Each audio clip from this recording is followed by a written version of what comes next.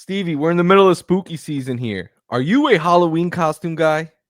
Yeah, actually, I am Guru. I actually love this time of year. Actually, I love all of the seasons, but Halloween, yeah, my family love to, get costumes together, go out and create costumes like the Men in Black we've done.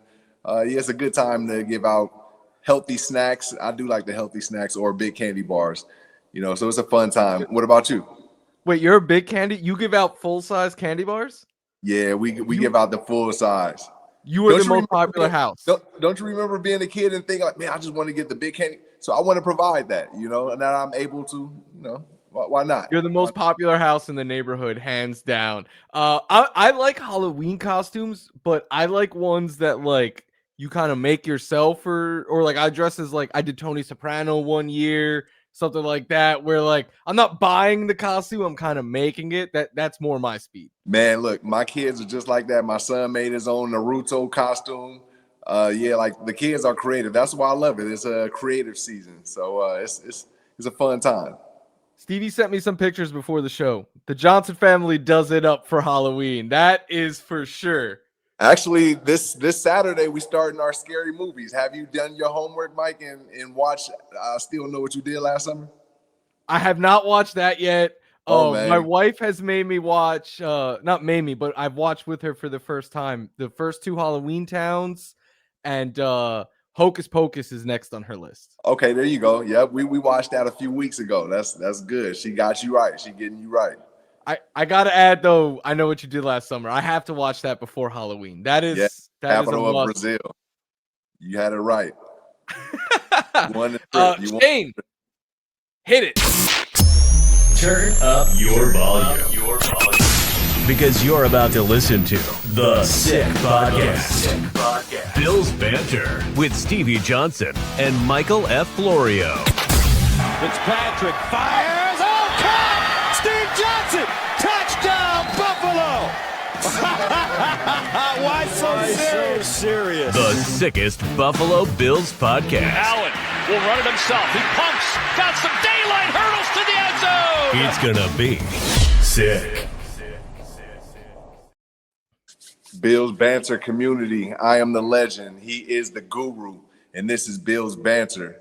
I mean, let's get straight to it, Guru. It was an ugly outing for our offense, our Buffalo Bills offense, and let's banter about it. What's your mindset?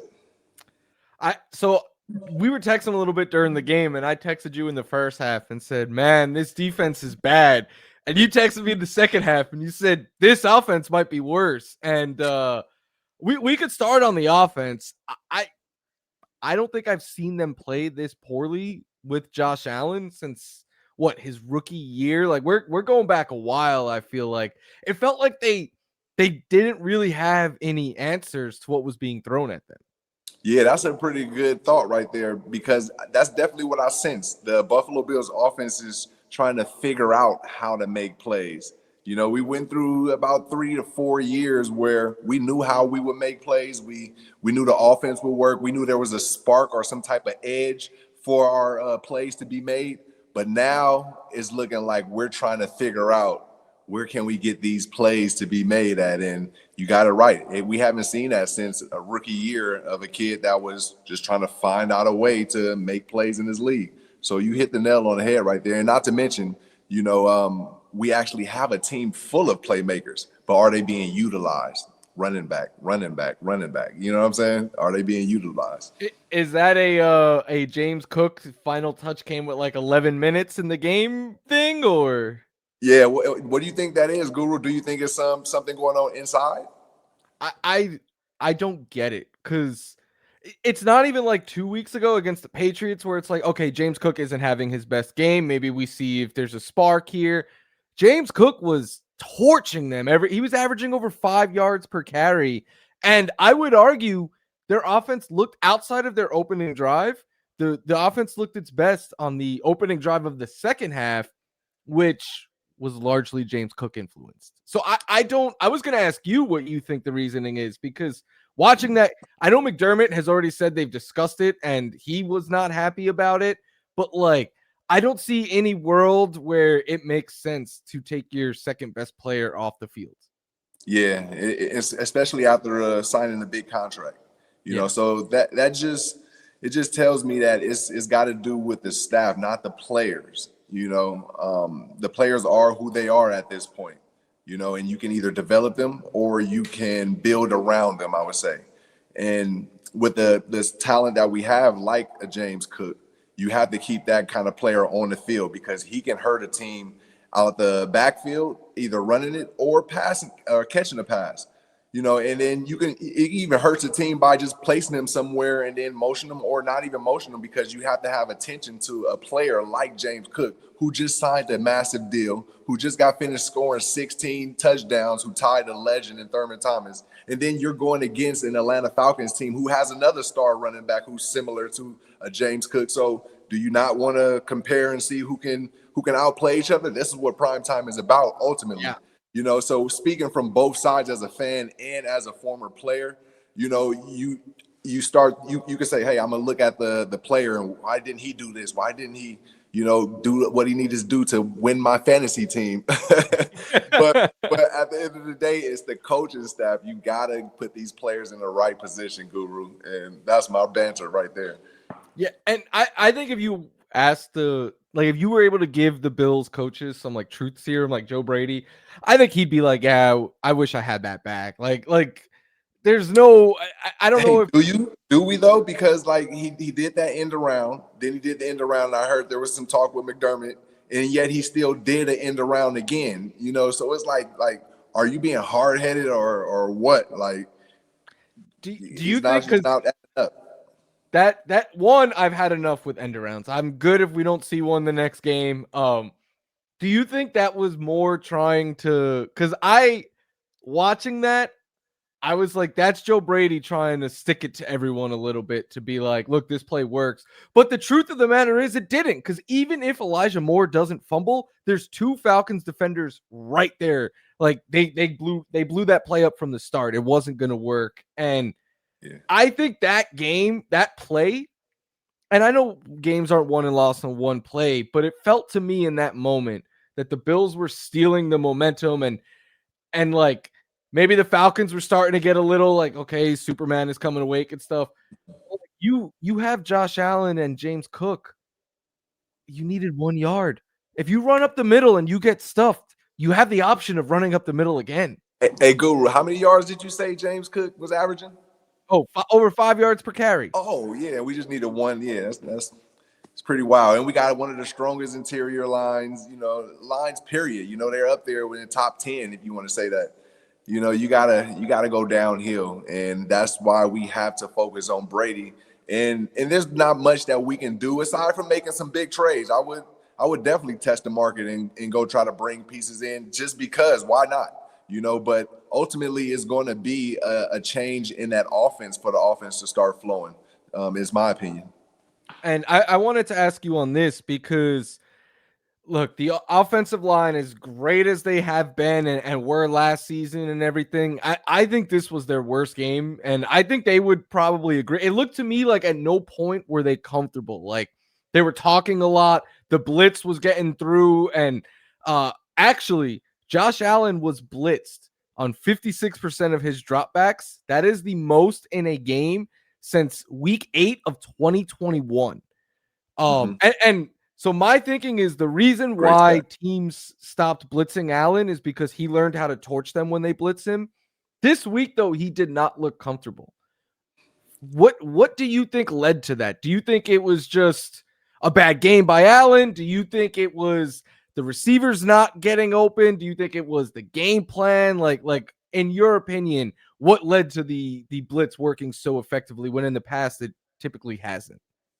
Yeah, well, first off, the Falcons defense, they're known to send that blitz and have that pressure and play man coverage. They're comfortable with that. So that's something that the Buffalo Bills offense know. As a player, we're prepared for that. We go to meetings for that. The coaches knew that. So we're not saying the coaches didn't prepare them in a way where they didn't know that this was going to happen. They probably overemphasized. Well, I'm not going to say probably. They did overemphasize how they bring the pressure, which made our offensive line very alert, and they was doing extra talking instead of just settling in and trying to, get their blocks. So we understand that there was an overemphasis on this blitz. And then it comes to the play calling, the scheming. Now, we went with, okay, we're going to max out our protection, drop back a little faster, and then try to get our mid to deep routes open. That's the wrong way to go about it unless you have Stevie Johnson out there. Which they can. Look. But so you don't have that luxury right now. So you have to have another scheme, which is, okay, if you go drop back fast, have your guys ready to receive a pass from you, early. You don't wait later. And that was the issue right there. The timing didn't add up, and you seen it. Josh had one way to look, and as soon as he went to look somewhere else, it was no time to even look and read that way and make a smart decision. So you seen some turnovers happen. And you can head to Stevie's Twitter at Stevie Johnson 13. You did a video breakdown where I thought it was really well done. Like, you're saying this is where the play should have gone. It was to Khalil Shakir on that video that you did, but Josh was looking one way, and it just seems like something is a little off right now with the whole offense. Yeah, and if you guys go check that video out, and it's not that the plays have to be switched up so much. It's just we got to lock in on who's our number one, who's our number two. And then when you think about who's our number two, is who you comfortable with, and who's out there. In that situation, Khalil Shakir is our obvious number one in that situation. So we should be looking that way. But Josh is comfortable with his running back, on the right side. And that's where he ultimately was looking. However, it was 3 people on that side. It was 2 people on this side. It was Keon and Khalil on the left side stacked. And then on the right side, it was a running back to Josh's right. There was a tight end, and then it was Tyrell Shaver. So that's more people in the party over there. So off top, if you think it's going to be man or a blitz, you go to where there's not a lot of people. So that was kind of a brain fart on Josh because, he got to understand that. You go to where the less people are, and that's where your number one receiver in Shakir is. He ended up going to who he is comfortable with his running back out the backfield, who's made plays, whether he lobbed it over the top or did a back shoulder, but it was covered, So that's just one play, but that one play still could have worked if we just looked to another side. So there's many plays that we could break down, and I could have spoke on, but I didn't want to because it's going to be repetitive to the fact that the coaches have to keep on these players about what's your hots, what's your number ones, and lock in on that. That's all that you need, and then just go from there and run the ball. Just run the ball. If any team is out there looking for a receiver coach or an OC or something like that, hit this man up.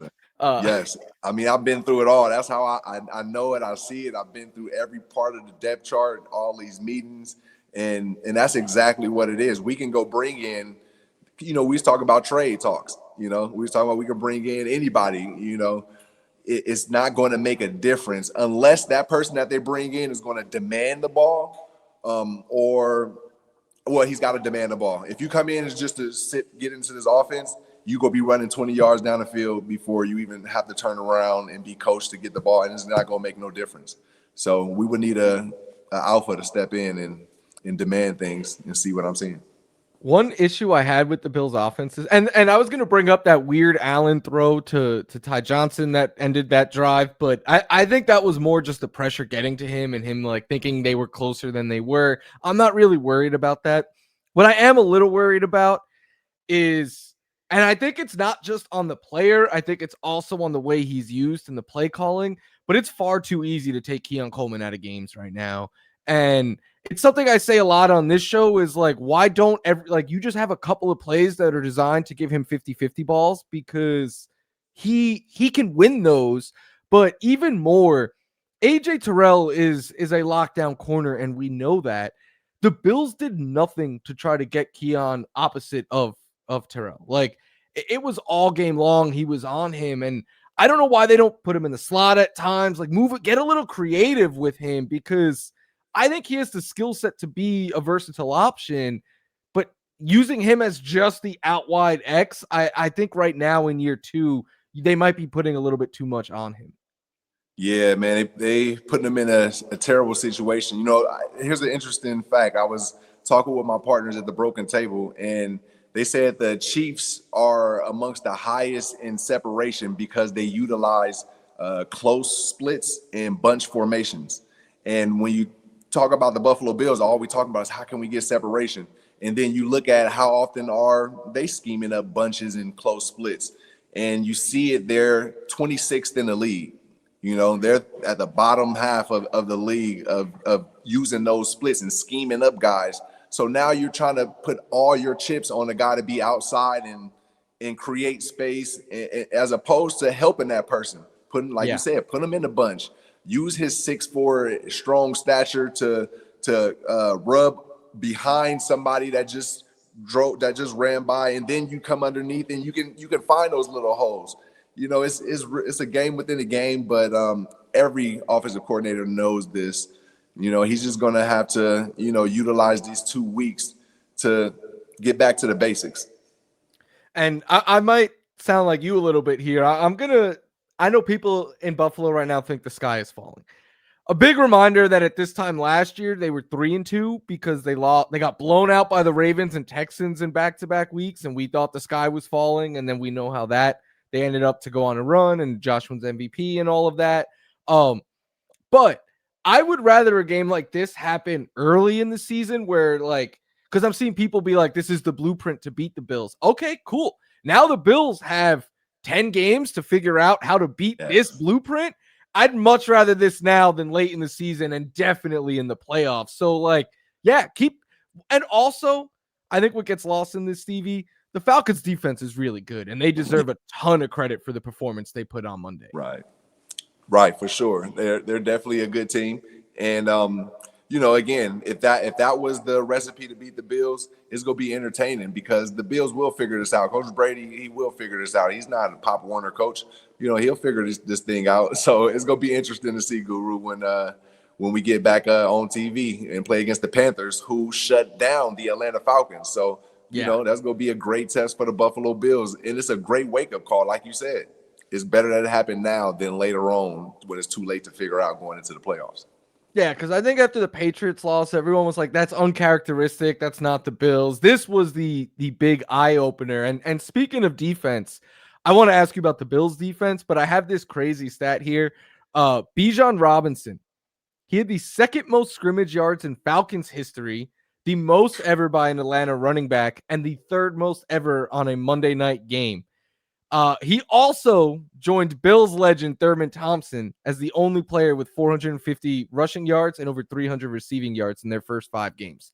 A lot of people are saying he's the best player in the world.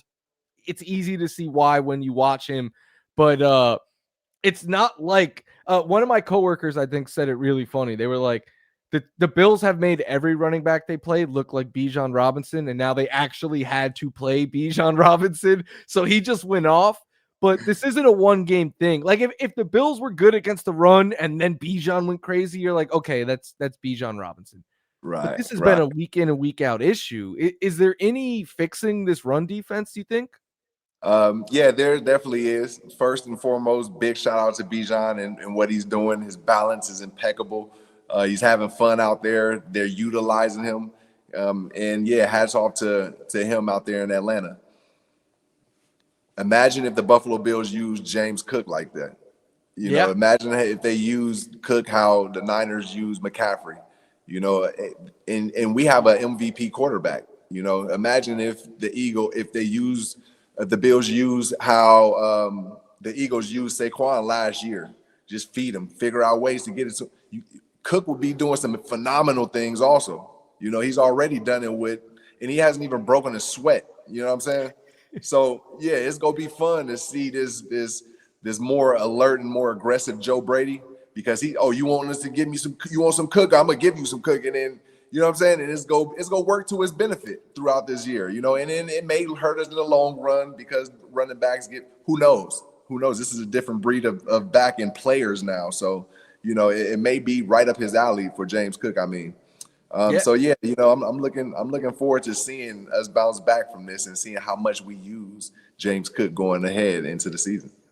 Yeah, I'm very much looking forward to that. I'm looking forward to them getting healthy at linebacker because I think that might help them against the run. But An issue with these McDermott defenses for a while now has been tackling, and I believe I saw a stat that like at every level the Bills are towards the top of the league in missed tackles right now, and that needs to change because you're letting 5-yard carries become 10-yard carries and so on. I wanted to ask you on this too because we've talked a lot about how they should let Benford shadow Yeah, more.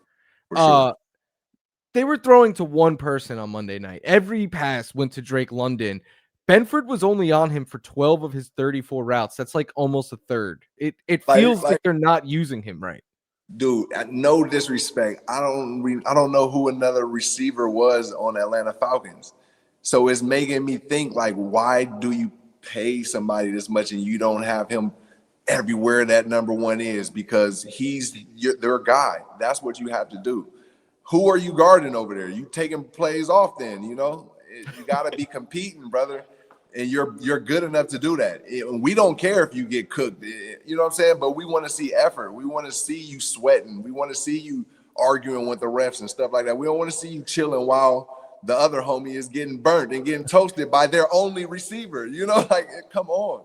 You know, and it does, especially with the Bills being so banged up in the secondary right now. It doesn't make any sense to me. Right. Why you would, and Darnell Mooney's out too. It's not, it's like, okay, maybe if they had Mooney, who's a very good number 2, you could make that, but he's out. So like, what, I didn't understand that game plan. Another thing too, you know, I know our guy Bishop is getting called out and everything, but if you like rewatch that long run, my guy Ed Oliver, you got to sell out. I mean, he washing down the line and then he just threw his arm out there. You got to put your body out there. And I know it's one of them situations where, hey, maybe it was an awkward play but if he sell out and throw his body into it, Bijan runs into that blocker right there. And it's not a big run where Bishop had to come down expecting the line to throw their body. You know, it was tough. You got to just really look at the entire play. And I love Ed Oliver. I think he's the game changer for our D-line. He's the energy. He's the spark. But if you see that, watch it again. He went out there and he had a chance to throw his body and he didn't. He threw his arm and it's not enough. And you seen what happened for the rest of the play. Yeah, and I think that's an issue I've had with the Bills defense is it to me it feels like the whole ship is built on turnovers, right? Like they're not playing physical, at least like physical enough. They're not tackling well. And we talked about this on last week's show. Like the Bills last season always had that timely turnover. It feels like everything is built on getting that, and they almost did. Like they almost picked off Michael Penix with like they almost did. Yeah.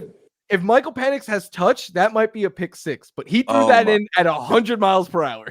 Dang, yes, and that was big right there. He could have took that. That was 6 all day. And you know, again though, that's because the defense is disciplined. As much as fire as they under, I mean, they're bringing it. They're bringing it every time. They switching things up. My only bad thing about them is they play off way too much. They don't compete enough. They don't shadow receivers. But they're bringing it every time down here, whether they get ran over or not. They're there. You know, it's not like the last season when the Ravens ran over them and nobody was even touching anybody. You know, so you know they'll get better. They'll get better. I want them to be more aggressive, though. I agree they play off way too much, and it leads to a situation where, like, if the D line doesn't get a sack, all right, it's gonna be first down, move the chains, and then they're gonna try to hold them to a field goal. I just think they have enough talent where they could be aggressive. And they haven't been. I also think opening drives, it feels like every opening drive of every game, they allow a touchdown. And the Bills are constantly down 7-0. That needs to be cleaned up a little bit. Last question before we move on from this game, though. How much do you think the Greg Rousseau offsides on what would have been a Bijan fumble on the first play of the game, how much do you think that changed things, or do you think it was? Yeah, no, it did. It changed things because you know when you win a turnover battle, or that puts you in a position to win the game more times than not. And in an opening drive like that on the road, to get that momentum, that probably would have took a quarter and a half of them to make back, considering what the drive would have looked like if Palmer didn't get injured. But we saw he had a big play. Who knows how things would have went? So. That was just an unfortunate situation because Rousseau's not known for, immature things like that. That was just it was just a wild situation, man. And unfortunately, it didn't go right for the Bills on that one, or the pick that could have been game time for the Bills. Look, we might not have had a Bills victory this week, but if you do have a Bills victory or any kind of life victory, Stevie, we know there's only one way to celebrate it, though. There's one way to celebrate. Visit www.cigarmafia, and this is the 3 locations in Amherst, downtown Buffalo, and in Orchard Park. And it's surprisingly more than cigars. So I know we didn't get the sweet victory, but you can go in there and get things like hats and gear and memorabilia from myself and our partners at Cigar Mafia. So, yeah, big shout out to our sponsors. One love. Yeah, shout out to them. And then you were mentioning Josh Palmer. I think that takes us to our favorite segment. Shane, hit it. Why so serious? I want to laugh so hard right now, but I don't even want to laugh about it no more. But the Bills' leading receiver was Josh Palmer with 2 catches for 60 yards, and he played 1 quarter. And the next leading receiver was 3 catches with 33 yards. And guys, we gotta take ourselves way more serious than that as a receiving core, as an offense. I mean, I don't think they heard us, Guru. Josh Palmer played 1 quarter and had almost more catches than everybody else on the team that played a full game on prime time. It's time to get serious. It's not a laughing matter. You got to get serious. As our favorite receiver here, what do you think that is? Play calls. Play calls and coaching. The breakdown that we was talking about earlier on X, you don't see the heads being turned for hot routes. So that means the plays aren't having hot routes built in them, or they're not coaching the players to look when there's a hot route. So if you not go, coach the players like that, then you change your system. And that's why I spoke a lot about West Coast offense. And that's because those routes automatically have hot routes in it, and that would eliminate Josh having to read or players having to read when certain situations will happen. So that's a helpful thing. You may not even have to change your whole offense to a West Coast system. You just got to put it in the meetings and let players understand, okay, this is why we're doing the unders and option routes and stick concepts and things like that, spacers, things like that. McDermott agrees with you for what it's worth. He said they were making life way too difficult on Josh Allen and asking him to do way too much. Yeah, way too much down the field too. It's not like he's got to read it underneath. That's easy for him, but you waiting for him to sit back there and then wait for the players to get at least 10 to 15 yards downfield before they're either getting open or not.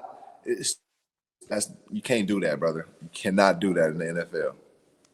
And then you had mentioned some trades, right? I think we both agree wide receivers should be for a second straight year, which I put this one on Brandon Beane. Brandon Beane went on the radio in Buffalo this summer and was like, we do not need receivers. We have a better room than last year. And here we are. I think they need receivers. Yeah. So, before we get out of here, though, who would be your trade to go pick up? So the dream is AJ Brown, but I don't think that's actually. We on the same wave then. I would say let's see him put his money where his mouth is. Come to our offense. If the offense don't listen to Bill's banter and change it up, I want to see you come over here to Buffalo and change it up, because we need that person that's going to be vocal and say, hey, look, give me the ball here or give me right here. We can be doing this, because they're not listening to us right now, and I want to see A.J. Brown brought over here. I just don't think Philly's going to give him up. But if they did, that's number one. I think DJ Moore is another name that's been floated out of it. Like the Bears haven't really been using him much. Another name I've seen a lot is Chris Olave.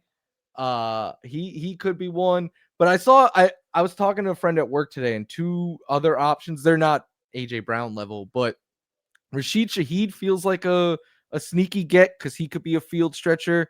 And I think even sneakier, Calvin Ridley.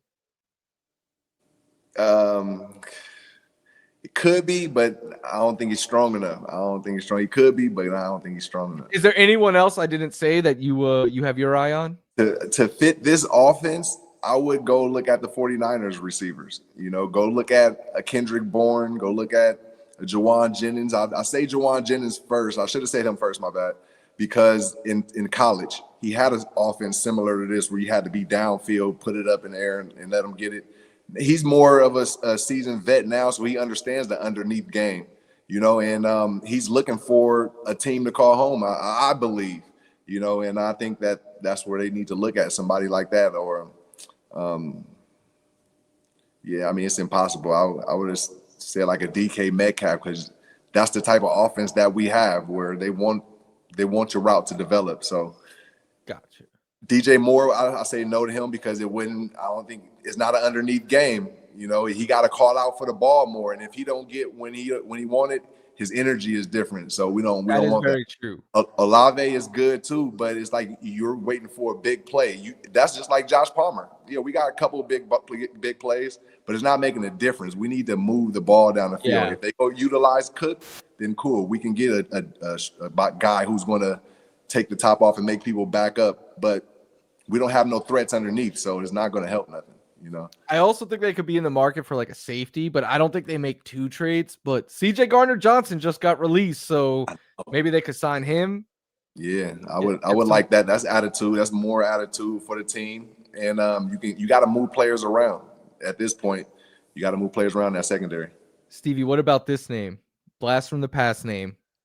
Is it time to call up Gabe Davis from the practice squad? It's time. It's time to summon that 13, baby. We need some of that energy. We need that 1-3 energy out there.